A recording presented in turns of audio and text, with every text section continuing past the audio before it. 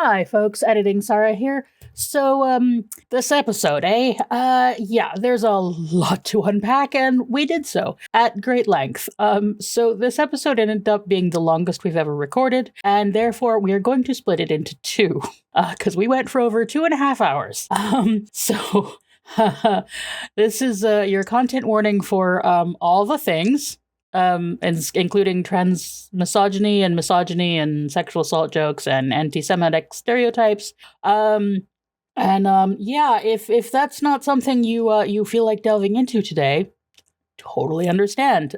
We will be here with a much better episode in a month, because this is 2 episodes worth. Okay, you take care now. So, Farscape tried to do gender. I'm very excited to hear what you two have to say about this one. That feels like the safest position for me to take right now. Okay, it's dog shit. Now, but we're gonna... Yeah, I messaged Sara when I had finished it. Like, that sure was a thing that happened. That was an episode. It was an episode of television. That's why I picked this particular background, by the way. Yep. I warned Zylla, like, would you guest on a very bad episode of Farscape? Even, they tried. So that's what I'm probably going to hang my hat on for this, is they tried. Code of Honor didn't even try. Yeah.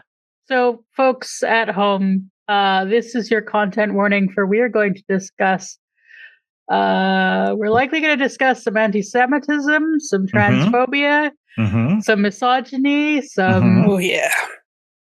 I think we expect police brutality humor. Yes. Yeah. So it's a thing. It's only 5 content warnings. Wait, did we get body horror already? But it's only 6 content warnings. This is why in the last episode I told Josh, well, editing Sara is about to insert a list of tropes. Yeah, but I didn't. I figured there wasn't any. I decided not to actually warn you, so that you would have a. I warned Zylla, but I decided to let you go into the experience raw. Well, and the last thing that I'll say before we introduce ourselves in this increasingly long introduction is I think I can safely say, thanks to you, Sara, I'm better at recognizing this shit than I used to be, because I caught the anti-Semitism. And that's me patting myself on the back. Okay. And that's me giving you a variety of Jewish good luck symbols. I'll take a participation ribbon on my way out.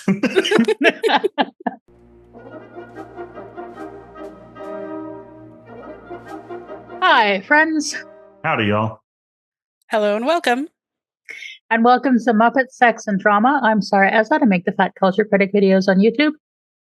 I'm Josh Gosdin, and I'm a guy who's just doing his best. I'm just doing my best. You're trying. And that's enough. That's more than that's as much as anyone can do in the current everything. Mm-hmm. And we have a visit from one of our favorite people who braved this monstrosity with us. Hi, I'm Zylla Black. I have run the YouTube channel Zylla's Athenaeum, where I make videos about board game media criticism, ancient stuff, language, and philosophy and culture and stuff. I also do an Archeo Gaming live stream every Saturday on Twitch at Zillable. That's also my @ on both Blue Sky and Mastodon if you want to find me there. Doing the whole where to find you right up front. Sorry. That's fine. Okay, well, so we're here to talk about Coup by Clam, which is one of the worst episodes of Farscape. Definitely one of the most problematic. Yes. They had some good intentions. Let's try to confront sexism with a sexist pun as the whole premise. Mm-hmm. Yeah. Apparently they were thinking of they were inspired by the child catcher from Chitty Chitty Bang Bang, which is how we got offensive Jewish stereotype. Oh. And they were inspired by Some Like It Hot, which is how we got falling ass backwards into transphobia. I was also getting some Tootsie. Yeah. Yeah. Which Tootsie, I think, also inspired by Some Like It Hot. Oh, so you get the original. Yeah. Victor Victoria? Yeah, I mean, these are examples. These are examples. Some of them are good. This is not. So let's have the summary. How about that? Yes, let's do the summary. Okay. I haven't edited it yet. So, Coup by Clam was written by Emily Skapov and directed by Ian Watson. Flying in tormented space has been causing Moya some serious issues, and so the crew have stopped at Planet Patriarchy to get a special filter fitted by a local mechanic. But before the mechanic can board, the whole crew must be examined by a doctor to certify that they don't have space cooties. And this is how they meet the odious Dr. Toomey. He certifies them space cootie free, but there's just one little problem. The Quaedal mollusks that he provided, that they've all been eating, are lethal, and only he can provide an antidote for a price. Luckily, neither Chiana nor Scorpius ate the mollusks, so they are able to deal with the mechanic and their escorts. We get a bit of a clue about the weird gender shit going on in this planet, as everyone assumes that the soft butch mechanic is a man. Meanwhile, everyone else is feeling lousy. And what's really weird is that they each seem to be sharing sensations with one of the others. Dargo with Naranti, Aaron with Rigel, and John with Sokozu. Dr. Toomey delights in dropping a load of unwanted exposition. It seems the clam's bacteria have a weird psychic link, and if the clam is eaten by more than one person, it links them to one another before making both people extremely sick and ultimately killing them. But don't worry, he has a cure. All you need to do is buy his antidote, then mix it with the other person's urine, which you then drink, while they drink yours, and then a few hours of uninterrupted skin-to-skin time. There's just one little wrinkle. He only has the type of mollusks that Dargo and Naranti ate. But don't worry, he's getting more soon. There's just one little problem. Instead of delivering the mollusks, the mysterious mollusk supplier shoots Dr. Toomey and runs off. Aaron and John manage to save his life, and he responds with another exposition dump. It seems the women of Planet Patriarchy are running a resistance, and they use the mollusks for assassinations. Toomey blackmailed his way into getting a few for extortion purposes, and if they are trying to bump him off now, they must be making their move. Well, that's all very interesting, but the crew really need those mollusks to get cured. Aaron and Sokozu prepare to approach the female insurrectionists about making a deal. Meanwhile, on Moya, while Dargo and Naranti try out the cure, Chiana is suspicious of the obviously suspicious mechanic, and in Chiana fashion, she confronts them physically. And yes, the mechanic is indeed a woman presenting as a man. She does this in order to get access to more useful kinds of work. While waiting for Aaron and Sokozu, John and Rigel must deal with a patient of Dr. Toomey's, clearly some kind of official of Planet Patriarchy. The girls' approach to the female insurrectionists goes poorly and they are captured. And that's when Rigel comes up with a wacky rescue plan. What if he and John pretend to be women and infiltrate the fancy club run by insurrectionists? This could be problematic. On Moya, the mechanic's secret is uncovered when her escort overhears her talking to Chiana. Scorpy then steps in to kill the escort. Back on the planet, somehow John and Rigel's plan is working, at least well enough to get them into the club, and Rigel is able to sneak around to find the mollusks. Unfortunately, John gets waylaid as he draws the attention of the official who was Dr. Toomey's patient. It seems he's a bit of a chaser, and he's after John. Fun. Meanwhile, the girls are being tortured and everyone is suffering as the mollusk poisoning progresses. On Moya, Scorpius ingests some of the leftover mollusk to somehow give everyone more time. The girls and John are able to extricate themselves with a bit of extra violence, and everyone gets the needed antidote. The mechanic prepares to return to their boy drag, and the crew is ready to move on. The crew is ready to move on, and God, I wish we were, but we have to discuss this episode first. We sure do. We got a comment on this one actually on our Discord a little while back from Hello Starboy. Catching up on the podcast and the lava episode reminds me of how many interesting episodes there are in season 4. To put it in a way, I'll call it a breather episode, but I don't want to breathe. I'm also obsessed with that was referring to the lava. Anyway, spoilers, Coup by Clam is definitely an episode. So that episode was reminding him of this one and said, it's weird what the clams do in a very far escape and then bodily function stuff, that they have to drink each other's piss and then hold hands to resolve the clam thing. But then you look at the rest of the episode and you have the doctor with the cartoonishly giant hook nose exhorting people for money. And then, while yes, they are on planet misogyny and the misogynist characters are portrayed as bad, the underground feminist resistance are also portrayed as bad as well, and more actively so. And then, you have something a little gay going on with Giada and the mechanic, but then it gets weird and a little transphobic. And then, while yes, John looks good in a dress, I cannot get over how trans-misogynistic the man sneaking in to infiltrate a woman-only space and attack them is, especially with John's line about hiding a gun under his skirt with, I bet you ladies don't have one of these under your skirt. And the fucking chaser guy John has to deal with. Yeah. It's a good summary. Yeah, we're good. Yeah. I think we're fine. Thanks for being here. We'll see you guys next time. Zylla, appreciate you as always. They did ask, they were curious to know what a person who experiences trans misogyny's perspective on the episode was. And I know why they asked that. And I would suggest anyone who wants to hear that should listen to the podcast episode on it that What the Frail that Jesse and Vera did. But I didn't want to subject any of my trans women friends to watching this horse shit. I thought Zylla being agender could give us an interesting perspective, and to discuss the whole anti-Semitic everything with the doctor. So like, yes, I know why you guys want to hear a trans woman's perspective. There are 2 trans women who've recorded that episode, and I don't want to subject anyone else to it. They both had the option to come and guest on this episode, and they wanted to talk about better episodes. Yeah. Which is entirely listen. fair. That perspective exists. Go listen to it. Yeah. Yeah, I mean, you couldn't get much better than Vera and Jesse both talking about it. Yeah, unquestionably. Yeah.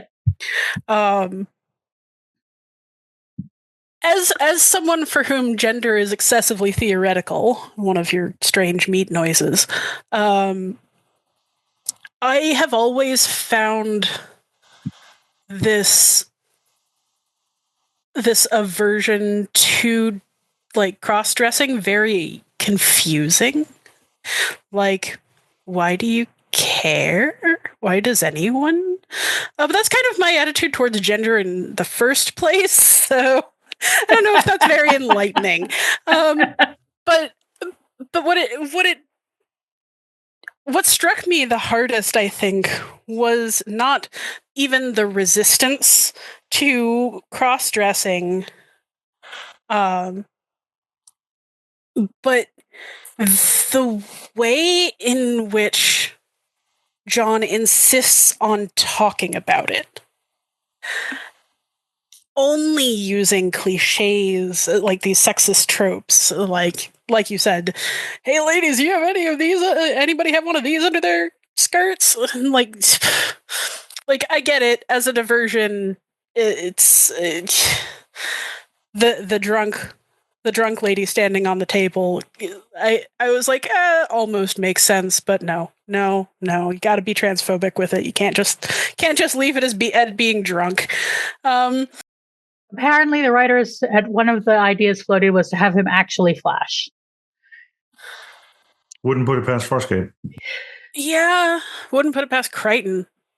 Honestly, yeah, this actually doesn't feel at all like Crichton to me, but I mean, usually he cares much more than that, but like he's already in kind of a sex club and he wants to make a diversion. I can see him not minding doing that. The thing that doesn't to me feel like Crichton is the conversation when Rigel brings back clothing is just so it's Black is slimming. This, holding up a dark purple velvet that would look fantastic on anybody, and does look fantastic on him. Like, what? What are you? I know you have costumers involved in the show. You must know more than this. I understand this was filmed a long time ago from our perspective, and I can't expect, fat phobia and sexism not to be there at all, but come on. Like, what? Every word out of his mouth about it has to be defending his manhood in the skeeviest way possible. It's so strange.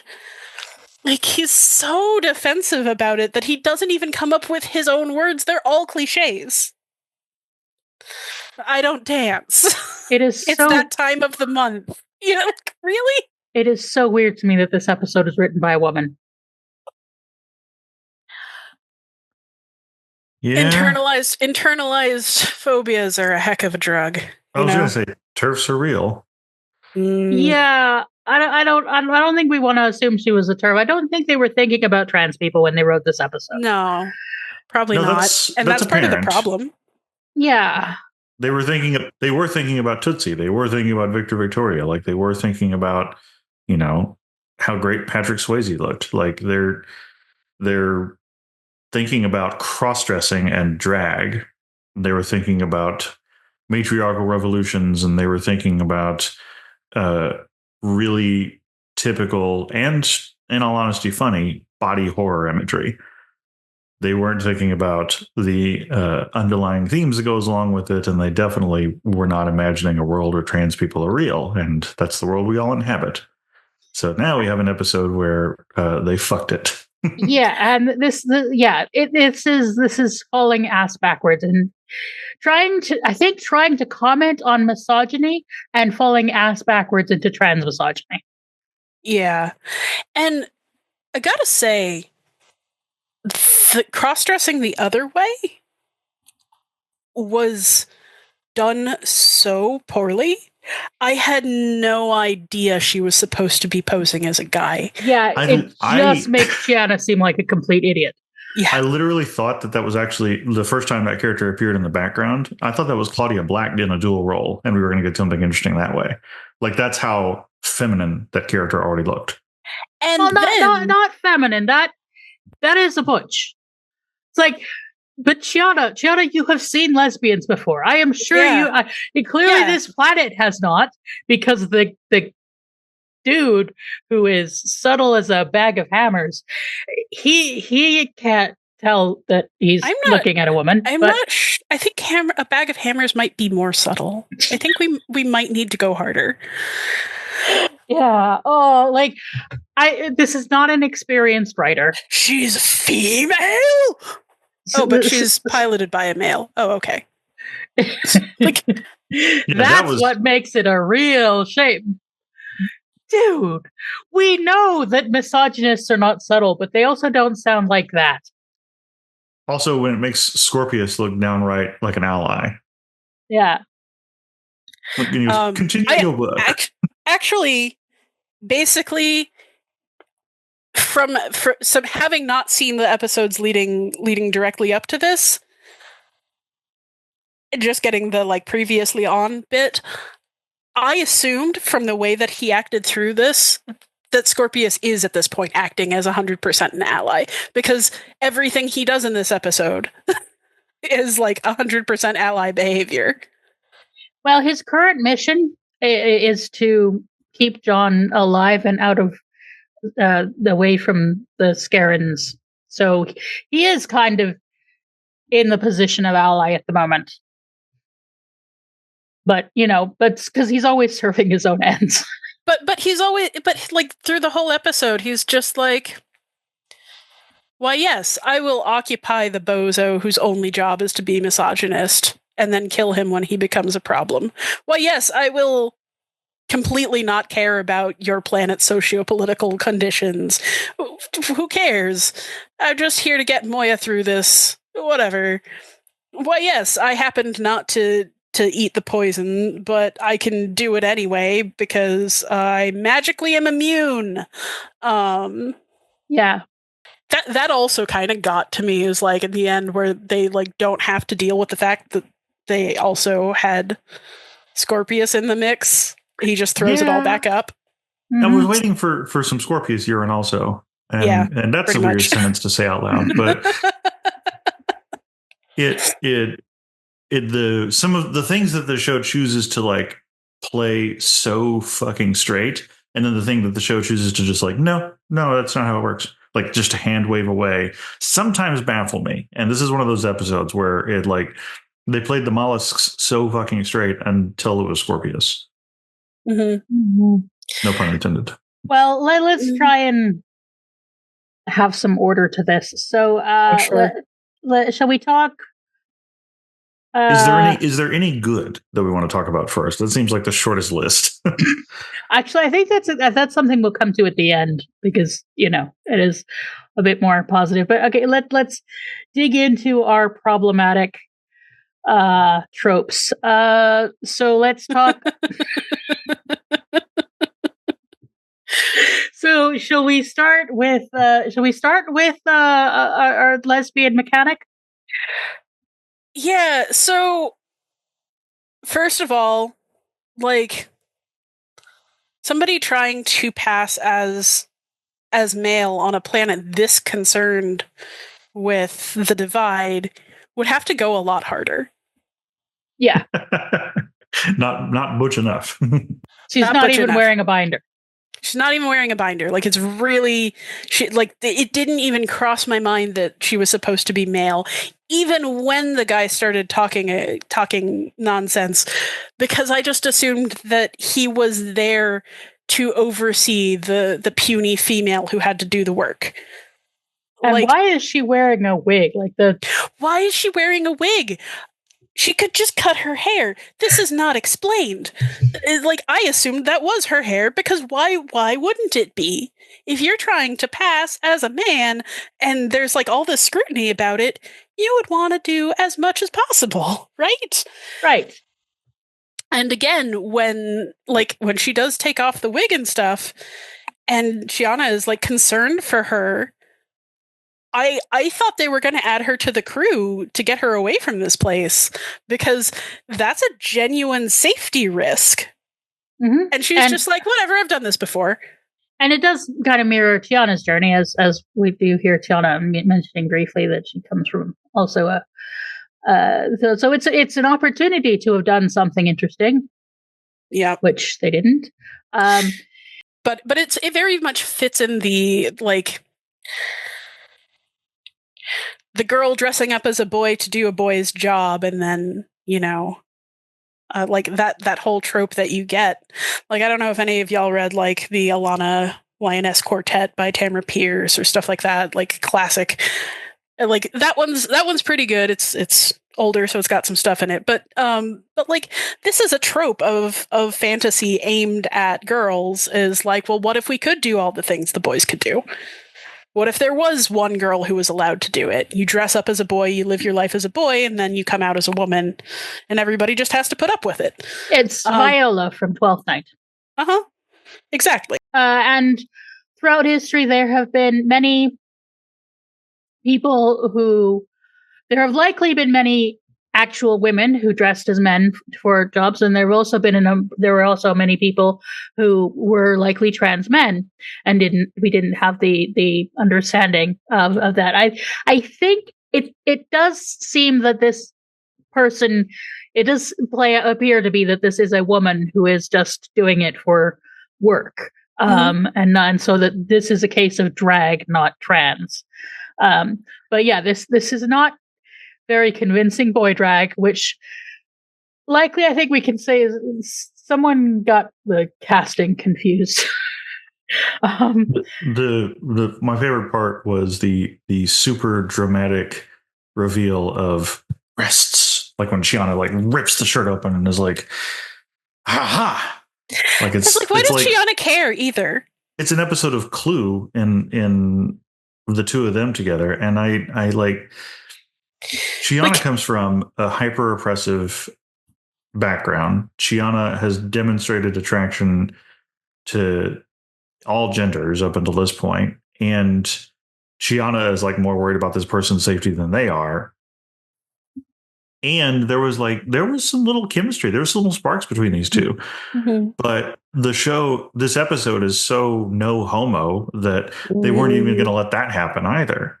And that to me also feels like you were mentioning Crichton feels out of character. Chiana feels a little out of character in this episode. Yeah, we had the thing before where she met they used the term androgen of her own species. It was a non-binary person, and that was really neat. Except that they felt the writers felt the need to have them reveal that by dropping trousers. Yes, the eye roll. So close is exactly what we use. It's like, and this feels in the vein of that. I have no gender, and I still have boobs. Yeah, and you don't need to. This was sort of an intersex thing, but it is not appropriate to expect someone to drop trouser and show you their genitals to show you their gender. No, under no circumstances. Yeah. Nobody needs to provide their gender ID card. Yeah, and the fact that we are in a society that is apparently making people do shit like that is making us all of us flames on the side of our heads. And how's Canada this time of year? Listen. Really nice. Do you want to come see the cherry blossoms and we'll hide you? So have we? You guys know what the elbows up, right? Okay, I'm going to teach you all a Canadian thing that we have been doing. Our way of it comes from hockey. It's like be prepared for a fight. So this is going around. Mike Myers did it on Saturday Night Live with a Canada's Not for Sale shirt. So it's becoming kind of a Canada meme, because of the stupid 51st state bullshit, the tariff war that individual has declared on us. So so it's like this is the thing that we're doing to signal we're going to fight. The signal, dealing with the shit is elbows up. So there you go. A little bit of Canadian lore for you. So, I like it. Yeah, it doesn't really have anything. Well, no, I mean, in terms of this episode, I mean, resistance, supporting trans people is one of the best ways we can all resist that bullshit. And this episode, we're going to naturally end up talking about issues around trans people and why they should be treated like human beings. And being suspicious of a person's gender is not a reason to assault them, Chiana, or writers of this episode. Yeah, that was the other thing is, like, I don't know why you care. Like, first of all, right. Okay, so she's a woman. Yeah. Or maybe not. Maybe something else, because who fuck knows what this planet is doing. Yeah. I mean, yeah, it justifies her doing it because she thinks that it's a spy. Like, I totally got the, like, let's watch what the mechanic is doing and be very careful because we just got, screwed over by the first person they sent to vet us. So something is seriously wrong here. I get that. But, like, what does it have? Like, how does concealing one's gender have anything to do with being a spy? I mean, There are people who would come to that conclusion. Chiana is not one of them. Exactly. Out of character for Chiana is her treating it like, aha, I've got you now. In character for Chiana would have still involved a gender reveal of some kind. Hate that phrase now. But it would have been Chiana saying, like, you're different, aren't you? And like, it would have been dramatic and quiet. Mm-hmm. It wouldn't have been this. Yeah, I would have expected something more like, so why do you pretend to be a boy? Yeah. Or are you a fan of Chapel Roan's? You listen to The Giver? Are you a friend of Dorothy? About 20 years too early, guys. Sorry. Well, okay, yes, 20 years ago. Okay. Do you like Annie DeFranco? What's your thought on Tori Amos? What's your latest Melissa Etheridge album? How many times have you read The Bell Jar? How do you wear your carabiner? What's your favorite flannel? You're going to make all of our listeners kind of hot and bothered if you'll keep this up. Oh, that's okay. They just watched this episode. They're not going to be able to be hot and bothered for a while, I think. Do you want to go halfsies on a Subaru? Who's got the U-Haul? For the record, this is bisexual sending out great love to the lesbians. We love Sapphic to Sapphic. Yeah. I mean, I just love Sappho, but yes, that's another story entirely. See, also giant wall of Greek stuff right here. Anyway, I'm just here to be supportive. I'm just a guy doing his best. Yeah. Yeah. The woman pretending to be a boy, like, very tropey and unnecessary and didn't really fit anything. And then Crichton and Rigel dressing up as women. Yeah, it's like we're doing drag in one direction, so we've got to do drag in the other. Well, it would be nice if drag kings got more attention, but not like this. But I don't even. And like even the dynamic of why they're doing it and how important it is within the society would be fine if it weren't so tacky. Yeah. Like, if it made sense in any way. Like, sure, I can totally understand, like, I'm a gifted mechanic and I wanted to be able to do my job, so I gave up my hair. I gave up being able to breathe during the day. I have all these protections. You can't reveal me. Fine, that's fine. That wouldn't have been that so bad if they just handled it in a sensible way, and it also wouldn't have been totally, beyond the pale, even to do we have to sneak into a women-only space, if they did it with any kind of respect. Yeah. If they didn't have John, like, trying to defend his manhood as hard as he did, and if they didn't have the "bet you don't have one of these up your skirt" moment, mm-hmm.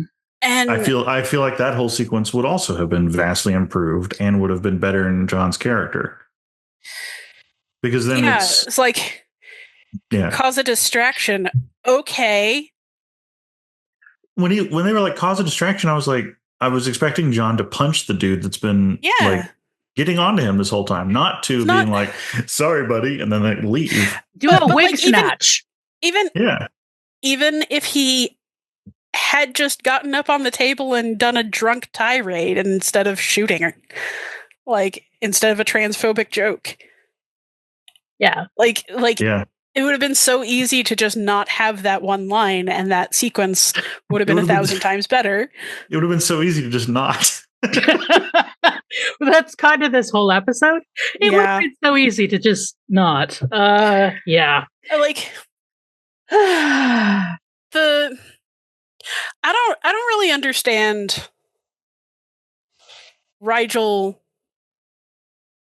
dressing up as a woman thing.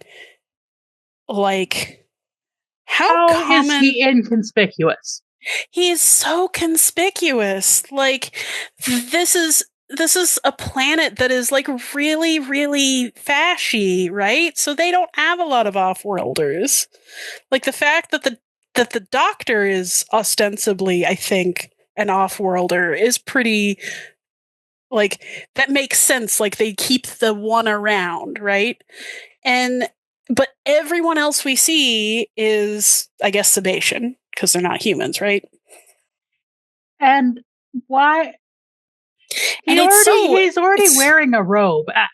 Yeah, and like anybody's gonna know what a woman from his culture looks like in this society anyway. And like, we've seen a woman from his culture. It was a Rigel puppet in drag. Yeah, we have. We have. They haven't. But like, it was so, like, it was practically a wedding dress. Yes. And like paint, like that wasn't makeup, that was paint. You know, like it was a lot. And a local headdress. Like he had the local style hat with the bars on the forehead. And I was just like, why? Literally, why? Once again, that's this whole episode. Like, actually, you don't need to dress him up at all to get him in the door. Like, I can kind of understand the Crichton, they're going to look at you and know you aren't on the list. But, like, he's like, I'm an alien. He could be like, I'm an alien envoy. Fuck off. I want to experience your women. You know, like, that would be just in character for the like the level of misogyny that this culture is displaying. Would make 100% more sense. Yes. So even if they do decide to have John dress up, which I think they just wanted to do because they knew he'd look good in it, because they only hire attractive people in Hollywood, and it turns out that most people would look okay in the other gender presentation. That most people do. It's okay. But when you do drag makeup well, a lot of people look good in it. And he does. He looks, Ben Browder looks amazing. Yeah, honestly, like that hairstyle, I was like, holy shit, is that Aronach for a few seconds? like damn. You look cute. Yeah. You say you don't get gender. I love gender. In all its forms, and I love drag. What I don't like is the hierarchical ordering of gender. Mm-hmm. This whole trope of the Tootsie and the Clinger and the Some Like It Hot. Like, Some Like It Hot is wonderful. Some Like It Hot is a lot of fun because they do actually treat women with respect, and it's in an age when it's set in a time when there was more separation. So, like, they do sort of have a fair bit of respect for women in there, and of course, because you get that wonderful clever line at the end where they undermines the whole thing by saying, well, nobody's perfect. And it's like, well, yeah, at the end of the day, it doesn't matter. So it's sort of more like, it's more having fun with gender and presentation than than the sort of mocking and the no homo. It's the thing is whenever there's a sort of, there's a sense that it's degrading to dress as a woman. Whenever that's invoked, then you've got whenever it's disrespectful, you've got into an icky place. And even like I think it would. I don't think you could make Some Like It Hot now because of the climate we're in. You'd have to be, yeah. But that's different stories are for different times, and I think there are different ways to have fun with gender now. But the problem here is ultimately that this is playing on it's gross and embarrassing to dress as a woman. Mm-hmm. And that is not John. Like, even when John was in Aaron's body, when they did the body swap, yes, he did have a moment of being like of doing the Uh-huh. but they had a little bit of fun that everybody was sort of having a bit of fun being in the other party's bodies. And of right, the people like that makes sense. Like, this is different. How is it different? Is it fun different? Like, sure. Yes, but there wasn't a this is gross. Yeah. There was kind of a I'm gross because I'm a guy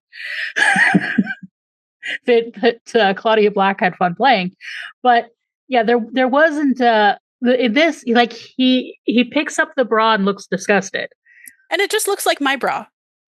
Like, it looks exactly like a bra that I'm wearing right now.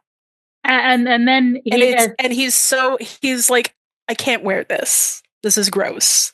Yeah, And it's like, screw you. Yeah. So, like, we've got the dressing, being seen as a woman is gross, is like bad, and which is not what drag does. Like, you get sometimes you get cross dress media where, like, men dress as women for a joke, and those are really annoying. And that is very different from drag. Drag is an art form of playing with gender and enjoying the artifice, and generally drag is done with a lot of respect for femininity and for womanhood, and there's a lot of playing, but it always hits a sour note when anytime there's a kind of looking down on women aspects, but unfortunately when straight people do drag, it very often does end up being with the let's laugh at the man being seen as a woman thing. Mrs. Doubtfire kind of is a chaotic mix of both in its own kind of weird thing. But yeah. But again, there's something that makes it less offensive when it's like, I can see exactly why you had to do this. Like, I not that it's not offensive, not that it's perfect, but because, boy, it isn't, even at the time. But like, and like the whole premise for that movie is so terrible, but at the same time you're like, at least the internal logic of this makes sense of why you're doing it this way. Yeah. And that's a big thing that was missing from every part of this episode, was the internal logic. Like, things just happen. People just react to things. The only guy whose internal logic I really understood was the chaser. We'll get to him. But John, Scorpius. Do you have any thoughts on the whole bad drag? Me? Yeah. Oh, you've been very quiet. We've been going on. I have been, and I mean, I've been in these kinds of discussions with these kinds of episodes, and I always try to make sure that I only take up the space that I need to, and that when other folks are here who have greater knowledge, experience, expertise, or perspective, I'm here to support. I'm not necessarily here to be the spotlight. That said, yeah, this was ridiculous. And so I've actually done drag. I did drag back in college for a very small dorm room lobby show. Like, it wasn't like a theater or anything like that.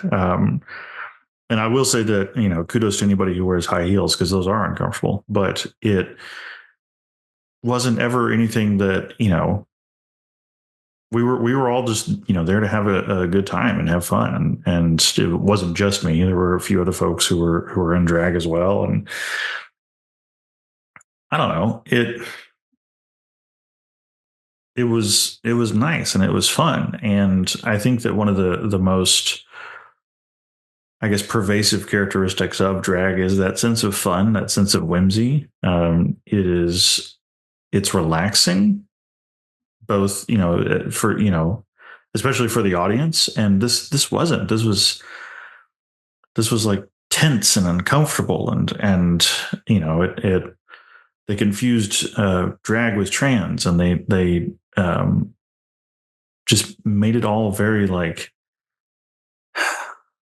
it was a nuclear option. Like they were only backed into a corner, and the very last thing they could possibly do to save the day is something so heinous and unthinkable and out of left field as to put on a brassiere.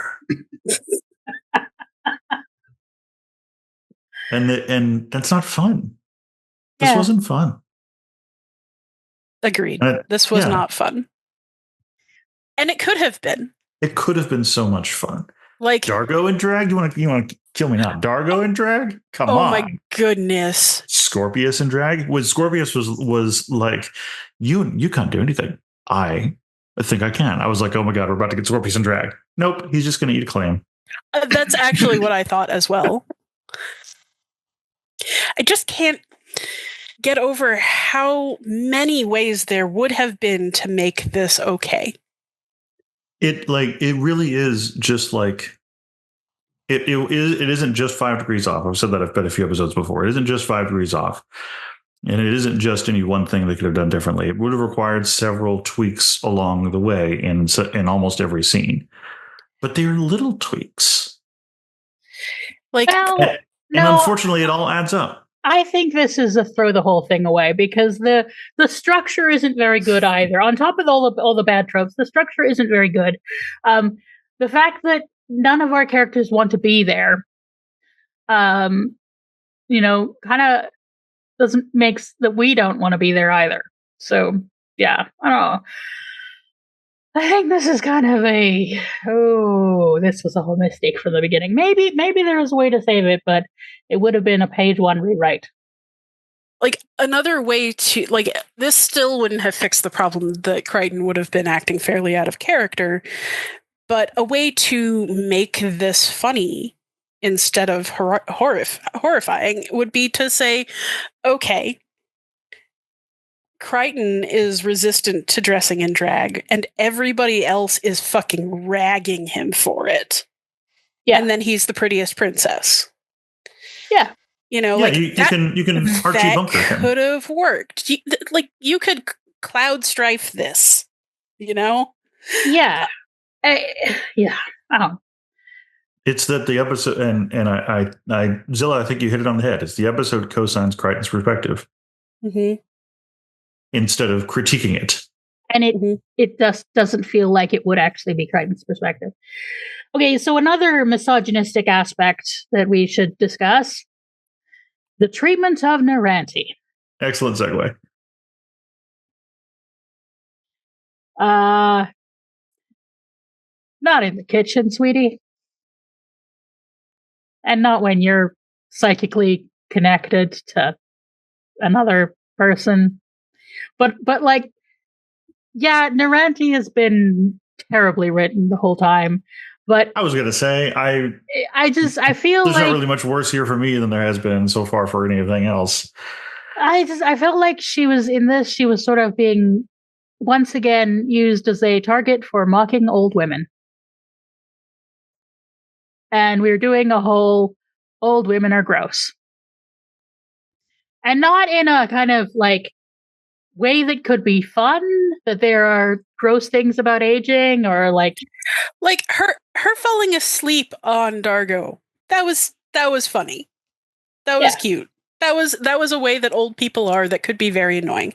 But why did they have to bring orgasming into it? Yeah. That was just out of nowhere, too. That was out of fucking nowhere. They've done with Dargo. They've done psychic links before. And it wasn't like this. Yeah, and Dargo's performance is kind of would be funny if it were just like, this is gross. Because we once again got somebody having a sexual experience against their will. Which is gross. Once again. The fact that that's a once again. And we've also got like the sense that it's gross because she's old. Too. Like the constant, and we had this before in the horrible lava episode where it was so gross that she got naked because she's old. And it's just like, why? Why do we need to do this? It just feels misogynistic. And frankly, ageist. Like, yes, old definitely. bodies are still bodies. They deserve love and respect. We also do not need to see her pee. Nope. She's the only one we actually see pee. Why? Just because she's gross, I guess? Like, it's very strange. It's very strange. And you know I love Dargo, so him being such a dick. I think we're 2 down. 4 to go. I think we've covered a few of the three. You're right. We've done misogyny and transphobia. There's more transphobia to discuss. So we're kind of in the, we did trans misogyny, and we'll be doing more transphobia discussion. So yeah, but that was another. Yeah, do not enjoy that. No. Yeah. So yes. So the other, to go back to the transphobia of it all. Not only do we have the drag in the sense of doing women are, it's bad to be seen as a woman thing. We have what they couldn't foresee at the time to be as much as a problem as it is now. We have men dressing as women to infiltrate a woman's space. A tale as old as time. Apparently. Only in conservative people's brains. Well, I mean, a comedy that centers on this concept, we have one extant from ancient Greece. So, like, this being a point of ridicule for the worst people. Because, in case you don't know, Aristophanes was one of the worst people. Doesn't make him less funny, surprisingly. He's still very funny, but he was conservative and hated women. And actually, weirdly, gonna plug another podcast episode I was on. So if you like Greek mythology, there's a fantastic podcast called Let's Talk About Myths, Baby. Highly recommended. And I did an episode with the host Liv Albert. She wanted to talk about the Thesmophoria Zeusai, which is a play by Aristophanes, and I think she might have titled it something like "In Defense of Euripides," because Aristophanes loves to like rag on Euripides, who honestly he presents as a trans woman. And who knows? Maybe she was, but. Because trans people have always been here. Or other varieties of non-cisness. But yeah, so like the whole idea is that there's a women-only festival and all the men have had to leave the center of the city for an entire day. And a couple of them decide that they're going to infiltrate the city. And so they dress in drag, and they have to go get instructions on dressing in drag from Euripides, the trans woman. And like the whole play is the same dang jokes. The same terrible jokes about, do you ladies have one of this under your skirts kind of things. It's wow. Like, okay. Yeah. Women, they be drunk and crazy. Yeah, but the idea that there is a fear of men dressing in women's space, dressing as women, and to enter women's spaces is something that is being weaponized against trans people. And almost never happens in real life. No. Men don't bother to dress as women. That would be emasculating for them. So they just enter. And as we see in this episode, men don't need to dress as women in order to try to sexually assault someone. Indeed. Yeah. Like there are men who dress as women. They do it openly. And then there are women who just happen to have presumed male at birth bodies, and these are not the same. And yeah, the men who dress as women, that is drag, and that's usually honest and open and fun and fine. Yes, because gender is a construct. Gender is a construct, and it's fun to tear it apart.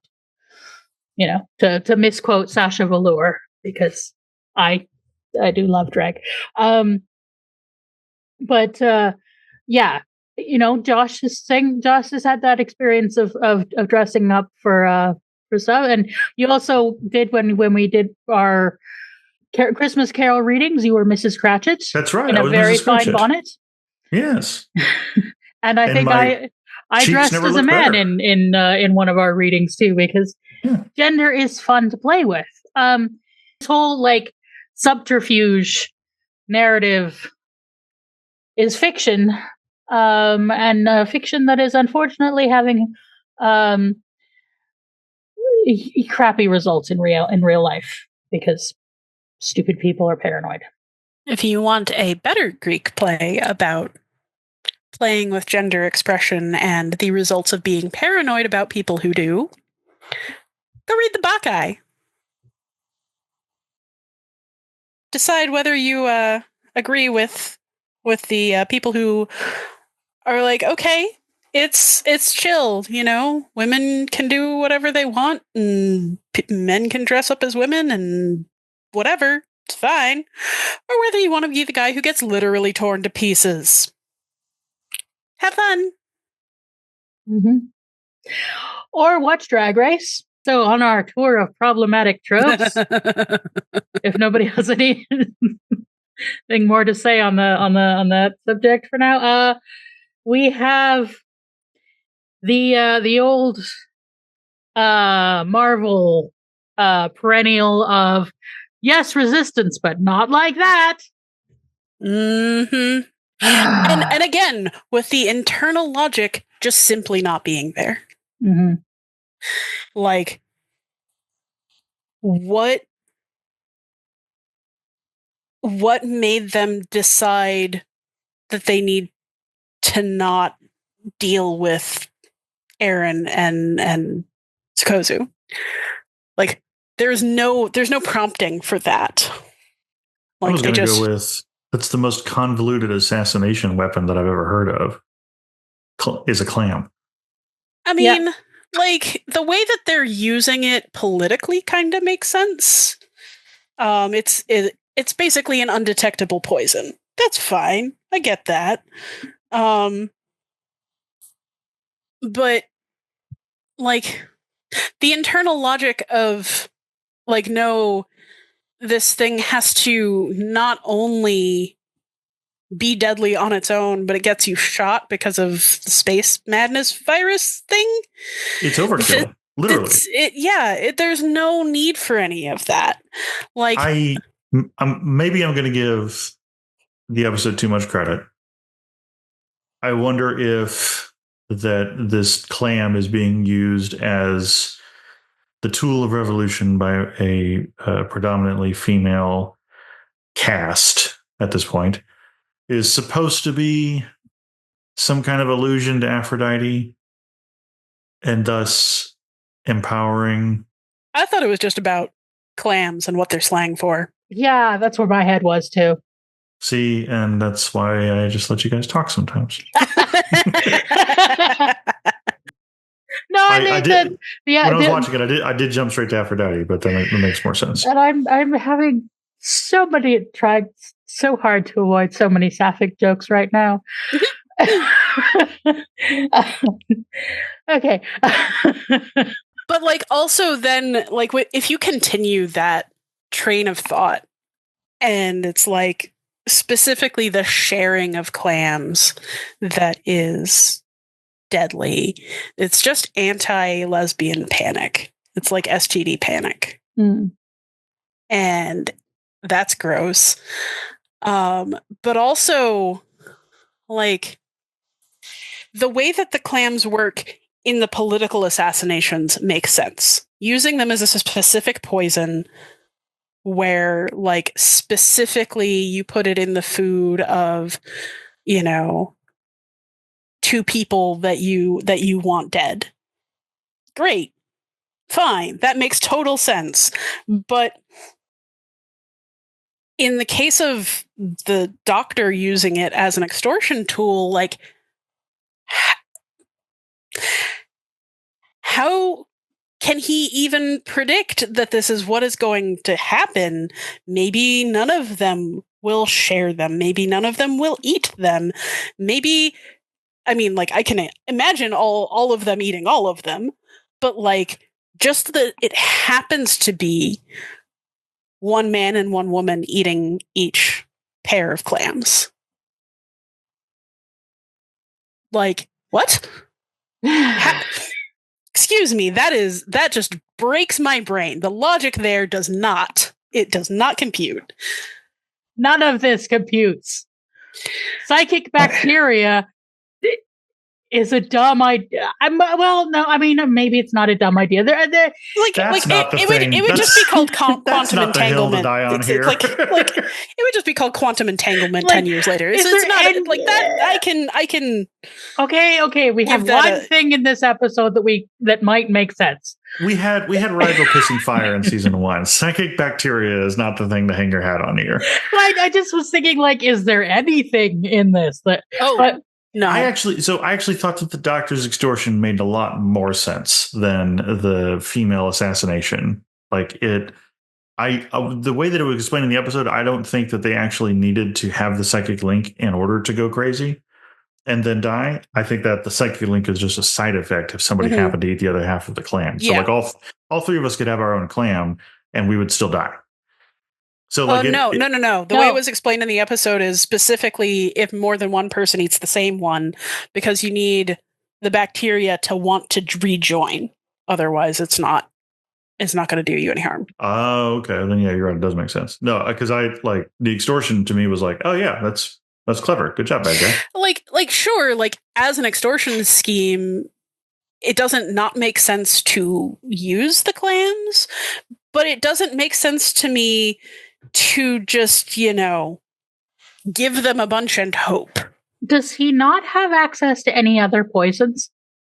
He's a doctor. Nobody on this planet does. These clams are the only thing that anyone on this planet can use. You really just want to make sure that your assassination weapon works as a metaphorical pun. But like I can kind of it's not that the doctor extorting people doesn't make sense. Like, sure, maybe this happens to be the best poison he has access to, whatever. But like, wouldn't you expect him then to like be deliberately pairing people or like spread one single clam around everybody's food? Well, then he must have done that off screen because we just start with them already eating their halved clams. Like he was a really like concierge kind of a doctor. He showed up with hors d'oeuvres. But like we don't get any sense of that. There's no reason for to have paired why are we arguing about this part of it? This is not the worst part. Because when it comes to the revolutionaries, the assumptions that they make about why Eren and Sukozu are there are so specific. They assume that they're not a part of the same clan. The two of them didn't just eat something. B, that like got into this in some way that is going to be dangerous to them, which they give no reason for. Like C, that their better halves, which makes no fucking sense, I caught that. Are going to come after them and know where they are. So they assume that each of them has shared a clam with one other person, and that person is a man. Why do they assume that? How did they get this idea? Because if they had asked if they actually got the story from them, they would have picked Rigel the second he walked in the door, no matter what kind of veil he was wearing. This episode is so bad. The assumptions that the coup leaders make are just gonzo. They're out there. And it all comes back to this sort of like, oh, well, they're poisoners, which is both a misogynistic and an anti-Semitic trope, thanks. And not only that, but they're incompetent poisoners because they turn away help that they could have gotten because they're too aggressive. They're too convinced of their own superiority. Yeah, and the doctor, the thing is, he is a rather incompetent extorter because, like, he didn't even have the ingredients for the antidote when he told them that you're going to pay me or you're going to die. You know, you need to actually have your ingredients on board. You are an idiot.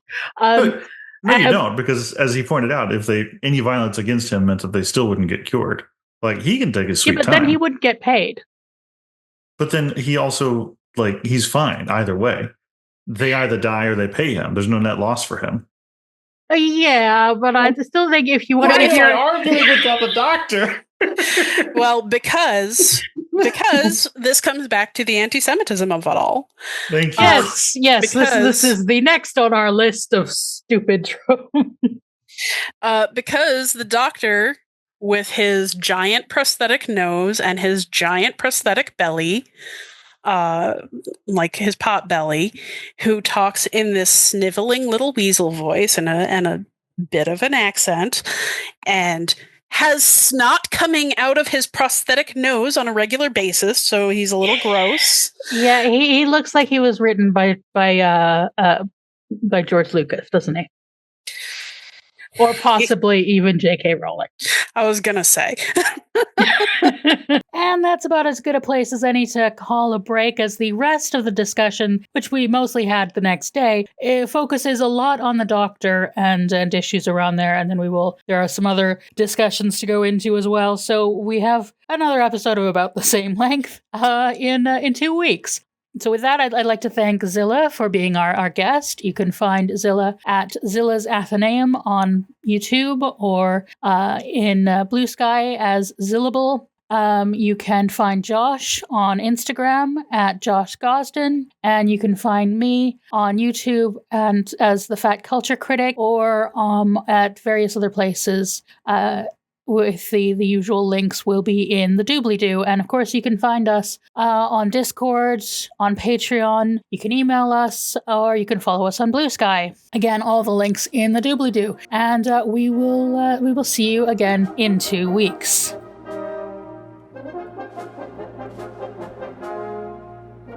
Personally, I prefer Canada's Drag Race version because there's less RuPaul, and just. Yeah, RuPaul is kind of a kind of a problematic person. But just anyway, support Canada. Screw America. We don't need it anymore. The Canada Drag Race usually also is a bit more. Oddly, it's queerer rather than gayer. If you can understand that distinction, you'll understand. Oh yeah, definitely. The straight people in the audience are confused, but that's okay. We can confuse you sometimes. We can be okay with that because we don't have to understand everything in order to accept it.